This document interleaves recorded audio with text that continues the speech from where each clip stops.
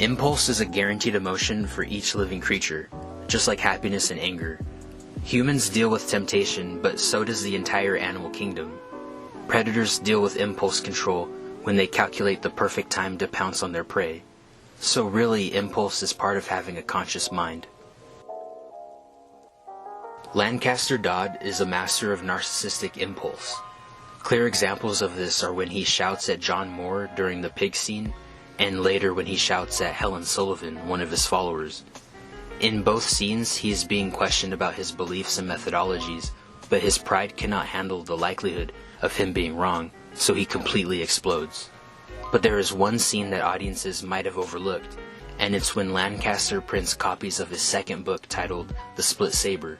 The subheading reads, "A Gift to Homo Sapiens." Lancaster either really believes this is a gift to humanity, or he's fulfilling his ego.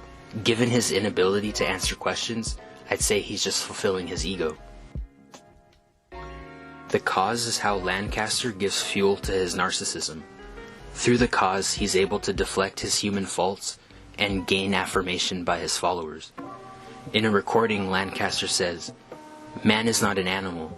Do away with all negative emotional impulses and bring back man to his inherent state of perfect."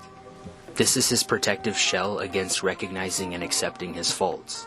Lancaster may think that past life hypnosis is a scam, but he genuinely believes that humans, especially himself, are perfect and separate from beasts. Almost every character affirms Lancaster's narcissism by believing in the cause. Clark, Lancaster's son-in-law, has proved his dedication by wanting to process people and by marrying into Lancaster's family, although the marriage is more of a metaphor of Clark's commitment to the cause and Lancaster.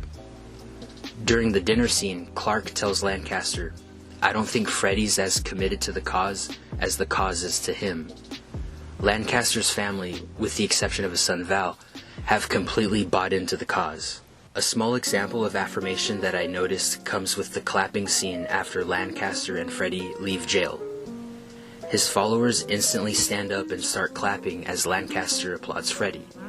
His followers have no idea why they're clapping, but they blindly repeat Lancaster. Again, this is a small scene, but it also is a perfect metaphor symbolizing the cult that Lancaster has created. Freddy Quell is a mirror because he reminds Lancaster of his own impulsive tendencies. Where we have Lancaster printing "A Gift to Homo Sapiens," we have Freddy stabbing himself at the beginning of the story. Both of these scenes show Lancaster and Freddy at their most primitive and impulsive. There are many examples of Freddy being impulsive. There's the scene of him being a sexual deviant on the beach, and multiple scenes of him getting into fights.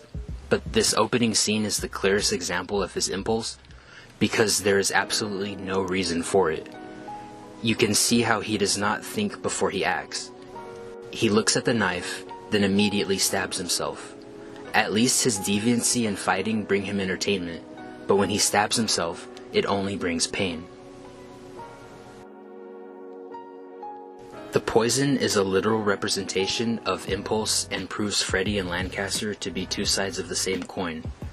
Lancaster says to Freddy, "I must admit I sampled it and ended up drinking it all."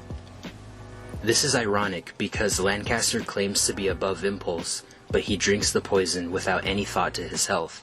He's only seeking pleasure. Of course, Freddy agrees to make more for Lancaster, despite the fact that his poison had just killed a man in a prior scene. At first, Lancaster seems to be less impulsive than Freddy, but really this is Lancaster's facade of leadership that makes him appear more mature. During the jail scene, Freddy yells, "Your son hates you," and Lancaster screams, "Who likes you except for me?" The meaning behind this exchange is both characters have miserably failed the people around them. A subtle example of their being the same is when Lancaster's wife Peggy says, "He's not interested in getting better." She's correct that Freddy's not interested in getting better, so why would Lancaster invest so much time and energy into Freddy? The reason is because Lancaster sees himself in Freddy and is pleasantly surprised by his shamelessness. Lancaster shows he's pleasantly surprised when he encourages Freddy's alcoholism, by demanding he make more poison, and refuses to punish Freddy for getting into fights. If we compare Peggy to Lancaster, we see how Peggy tries to be strict with Freddy, similar to a parent-child dynamic, but Lancaster is Freddy's friend. There's an attempt to get Freddy to change, but really Lancaster and Freddy mostly drink and laugh together. In the end, this movie shows how nobody is free from impulse, and in fact, the person claiming to be the most perfect has the biggest twist of irony as their fate. We each have a vice that we can tame from time to time, but we still have a master to serve. So there's my analysis on The Master. Stay tuned for my next movie report. Thanks for watching.